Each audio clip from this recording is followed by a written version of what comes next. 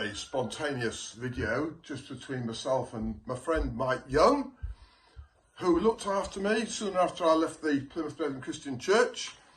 I was chucked out actually, and I lived in my son's house, but then started charging me rent, so I decided to leave. I was homeless. Mike took pity on me and took me in. Thank you, Mike. Friend for life. Well, I wouldn't categorically say I took pity on you, but I sympathise with you a lot because I was in a similar situation a previous year. Yeah. Well, you were generous and kind, and you shared your roof with me, and that is what true Christianity is. Well, I believe so. Yeah. Yeah. And we help people who are going through a crisis, in trouble in life. So thank you very much. Much appreciated. You're welcome. And I've met one or two who have been similarly kind and outgoing and had me to the houses since I left, and they always hold those people precious. Anyway, you've looked up a few things, and you looked up a bit about my parents and how they were treated. What's your impression of the way they were treated, Mike? Well, my first impression, I think, was what a horrid way to treat people. For a Christian point of view, how is this possible? So your parents must have been so nasty for this to happen. But when I come to learn more about them and talk to yourself, I realised the way they were treated is it's despicable. Absolutely, it's. I don't think I can express words to say it. I just think it's just a very unreasonable behaviour, and for anyone to do that without actually talking to them in a rational way and say, look, if you've got to put out of fellowship because he was accused of the spirit of lying. Yes. And look at the lies and cover-up of Aberdeen just 2 years earlier, Mike. My dad had to negotiate that. I'm a mother.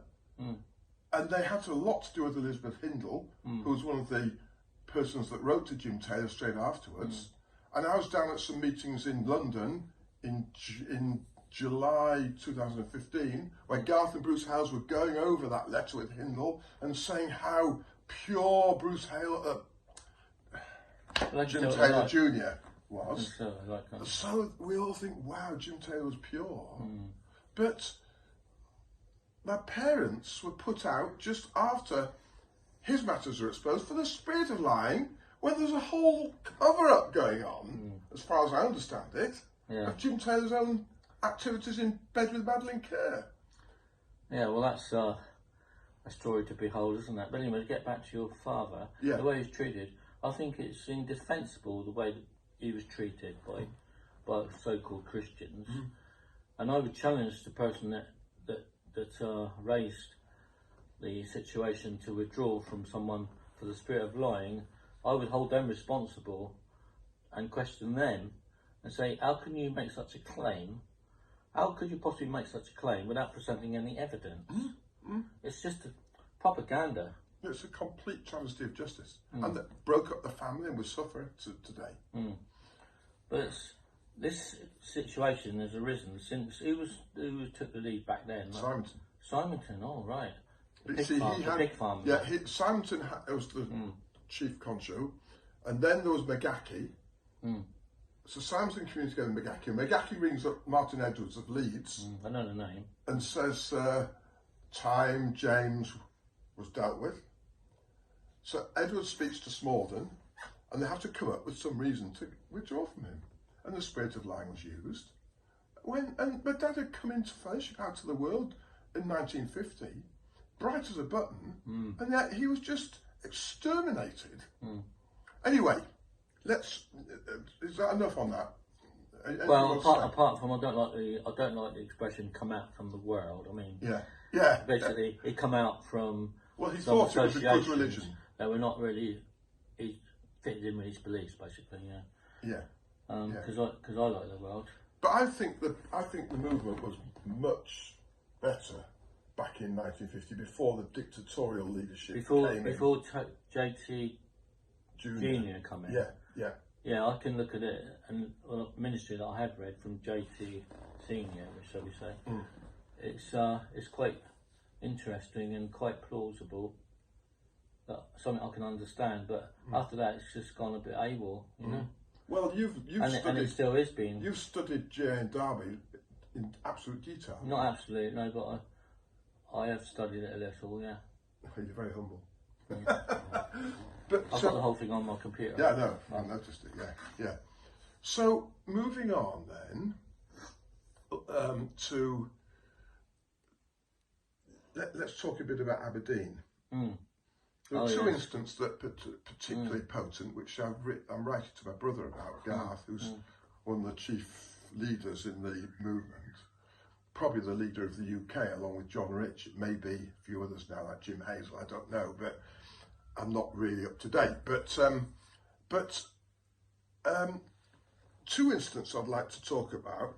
One, when I was living with you, I rang and had a good chat, if you remember, to Alan Robertson, who was the 10-year-old victim of what was reported as paedophile activity against him by Jim Taylor in Kilmarnock.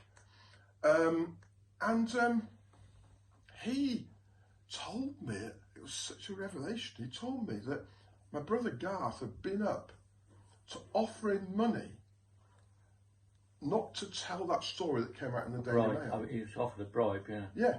So my brother was bribing him. This is my younger brother bribing a man who had an awful experience with a leader as a 10-year-old boy not to tell his story. Well, why would that be if Jim Taylor was a pure man? Nothing wrong with telling the truth, Lance. What upsets me a little is how someone who confesses to be a Christian can go to a person and offer them money to not tell the truth. Exactly. This is not a Christian. No. This is a demon, as far as I'm concerned. Someone who's opposed to being a Christian. This is from my perspective. I might be wrong, but I look to his side, but I can't. Well, Alan was he was trying to understand why Jim Taylor had dropped to such a low in 1970. And he said, well, actually, the whole culture was loose then, whether it was Sex Pistols or I don't know, but there was a whole loose culture which seemed to affect the Brethren. Beatles and all that. Yeah, and it obviously, by the time Aberdeen came up and paper aeroplanes and lewd speech and blasphemy was going on, the whole thing had reached a low. So they had to hatch up some excuse or some reason to convince all the followers that everything was all hunky-dory. So we had to choose between leaving or Jim Taylor Jr. Well, I think what you just said is very interesting, but what happened at Aberdeen with Madeleine Kerr, the bubble popped, basically, and nearly all the Brethren in Scotland left because they realised this is not a pure man. And if he was a pure man, why is he trying to deceive the Brethren by telling, just pretend we're having an affair, get in bed with me, naked? And I thought, wow, that's a bit weird, isn't it? That's definitely a bit weird. That's the behaviour of a serious alcoholic, to be honest. But anyway, put that aside. I had the pleasure of phoning Madeleine Kerr, actually, because I was concerned about this behaviour. Because you were, right, so that's brave of you. How did that come about? Did you speak to locals? Or? I spoke to my local brethren. Who? Peter Leverdale. Who are the priests? A person I work for called Peter Leverdale, he seemed to be a fairly sound person. He knew the scriptures quite well, which quite intrigued me at the time because I was quite ignorant about such things.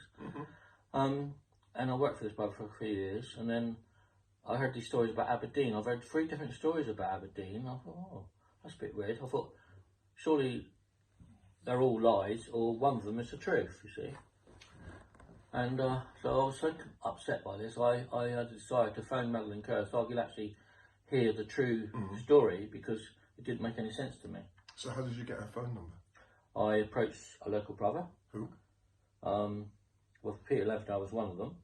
And the other one was, I think it was Richard Browning. Oh, yeah. And who was taking the lead back then? I'm not sure if it's Richard Ginn or Tim Wakeford. Right. I think it was probably Tim Wakeford then, because I think Richard Ginn probably realised there was a lot of nonsense propaganda going on here.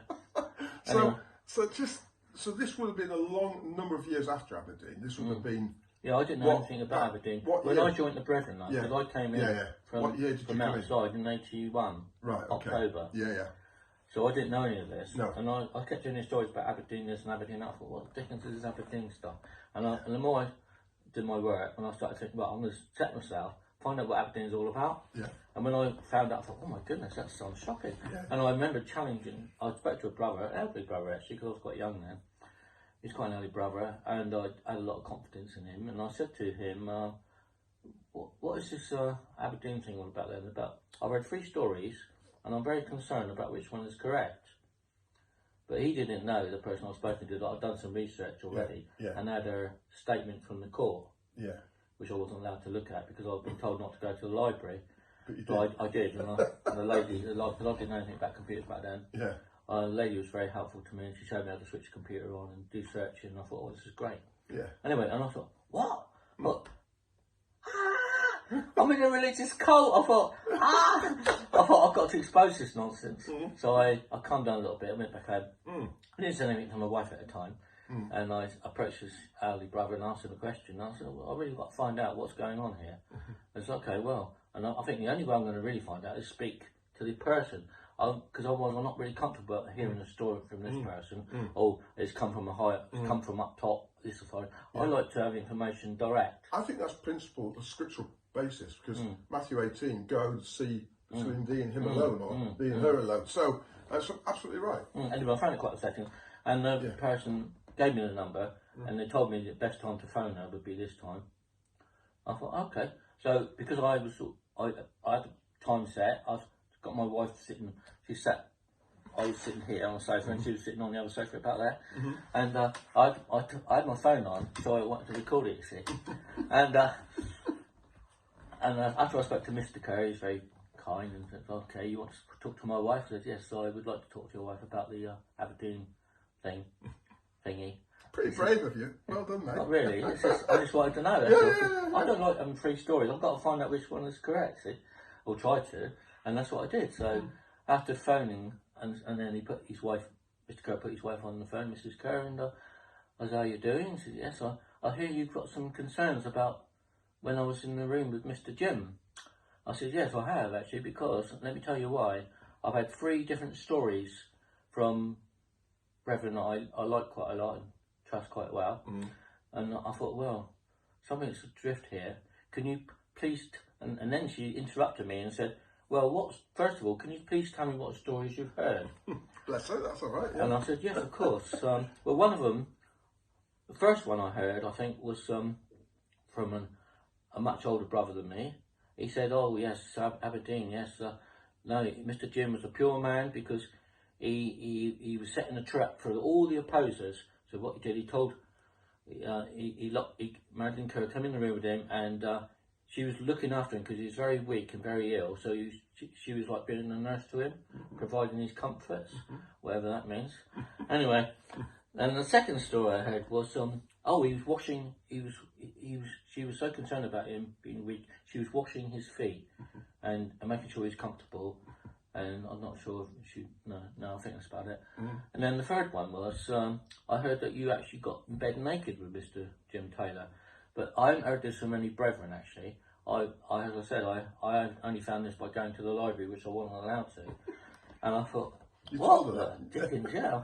So I said to her, the other story I heard was, you were naked in bed with Mr. Jim Taylor, and your clothes was, when the brethren came in, because the door was not locked, obviously, because Mr. Jim was apparently sat in the trap, came in and saw the clothes on the floor, naturally soon, naked lady in bed, with you, Mr. Jim Taylor, I'm thinking, that sounds a bit dodgy, you know. No, but Mr. Jim was a pure man. She said, no, get me wrong, I did do exactly what he told me to do, but he was very, very gentlemanly. He never even looked at me when I got undressed. I thought, wow, that's quite humble of him, isn't it, really? Anyway, I didn't say that, but that's what went through my mind. Oh, wow, perhaps he is a pure man then. And then afterwards, I said, oh, so that's what happened then. He goes, yes, I did exactly what he said. And the brethren came in, they saw me there, and they just shut the door again, and they went off. And that's what caused Aberdeen's situation, where nearly all the brethren left in Scotland because of that incident. That's why it's called Aberdeen, obviously. But it was also because of what was going on in the meetings. Yeah, exactly. Because he was very talking a load of nonsense, really. Yeah. Nothing spiritual Bums at all. and butts and and making fun of people and calling them boobs and stuff. I mean, that is not normal behaviour. That's the behaviour of an alcoholic, a serious one. I mean, and he was obviously drunk at the time. Although I was told by many brethren, no, he just pretended to be drunk. He just pretended to be drunk. I thought, well, that's a bit weird. Why are you pretending? If you're a holy man, pure, why do you have to pretend? But anyway, this is what raised my question. Once Madeline Kerr, get back to that, once she said that to me about her being naked, I thought, wow, okay, thank you for telling me the true story. Now I know. But I never told her. I heard that from the brethren, obviously. And then I thought about it for a few weeks, and I thought, wow, this still doesn't make any sense. Because if he's a pure man, why is he being so deceitful and trying to pretend to be unholy or committing fornication, adultery, whatever? Because adultery, because he was married, she was married. Committing adultery. Why is he putting out this message to people when he's supposed to be a holy man? This is unrighteousness because you're being deceitful, trying to deceive people. This is pure unrighteousness. There's no other answer for it. But the hypocrisy of a system that covers that, yet withdraws from a father for the spirit of lying, is unbelievable, Mike. Yes, it is. You can't make this stuff up, can you? Really, it's crazy. It's shocking. But that's what cult religions do. They brainwash people to such an extent. They're so confused. They just accept what they're told by the mass. All the people that sit around the table and they talk about this and that, and they're just so indoctrinated by false stories. And false doctrination. And when Stanley McCallum, who was a good man, I mean, his hymn, Jerusalem the Holy, you passed before your time, whose builder is our God, I think it was. He made that hymn, didn't he? That 221, it was taken out of the book, of course, because it was withdrawn from. But this is what they do. They will cut people out of the photograph albums, cut the hymns out of the book, as though they're just going straight to hell because they've left the brethren. Well, you've hit the nail on the head, Lance, because the worst case scenario is they actually decide would even leave their husband or wife or their own natural family because of what the so-called man of God says. This is crazy. This is absolutely crazy. It's against the scripture, anyway, and the human... Oh, well, you can have a disagreement, that's fine, I don't mind disagreement. It's fun, you know? Yeah. You can maintain respect and have a disagreement. Of course you can, but these brethren, it's abusive, because they will just withdraw from somebody, ask a question, or disagrees with the leader. And they're finished, out. To summarise it, Lance, I think it's psychological abuse. It's abuse. And you have to it's so damaging that some people even kill themselves. That is... Well, if I suggest that somebody has killed themselves, they go berserk. Just put legal people onto me. How dare you even think that? Because no one's ever thought of hurting themselves in our wonderful religion. But have you ever felt suicidal, Mike? Yes, I have, yeah. Why? Shamefully. Because it goes against what I believe, actually. I appreciate your honesty, but why was it the pressure? Well, it's at the time when I got withdrawn from for telling the truth about Aberdeen was one of them. And the main one I got withdrawn from for was I'd done some research and discovered that the brethren had donated or lobbied the government, the Liberal Party in Australia. It might have been, I'm not sure if it's New Zealand or Australia, I think it's Australia. Liberal Party in Australia direction, and they donated $1.2 million to the Liberal Party. I thought, we're not supposed to be involved in politics. Non-denomination. Yeah. So what's going on there? So we're getting charity status. Why are they lobbying politicians and governments? Absolutely. I found out this information by going on the internet. Again, I was being a very naughty boy. But you have the presence of mind to go on the internet, go into a library. And that's what the brethren need to do inside now. Start going to reliable sources of information. Bruce Hales is not a reliable source of information. No. He changes history to suit his own programme, with all due respect. And so the brethren need to find out for themselves. And you can't join together in judgment and withdraw from people without knowing the facts. Anyway, when I got the official document from the Australian House, I wasn't sort of taking too much notice in newspapers. I printed out some hard copies and presented it to an elder brother who sort of sits on the front row and feels very important. And he says, where do you get all this from? This is propaganda. This is all made up lies. I said, really? I've got this from Somerset, Australian Government House, I think it was called.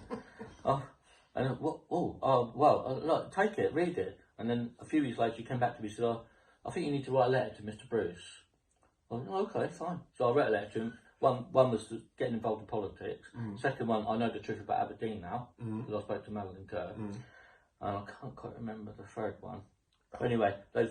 And you did not be able to speak to him. And because I was so pleased at that time, within the writing a letter time, within the next 4 or 5 months after writing the letter, I was still getting any replies. I wrote another letter, still not getting any replies. I thought, that's a bit rude, not answering a nice, polite letter. Even so, thank you for your letter, I'm going to think about it.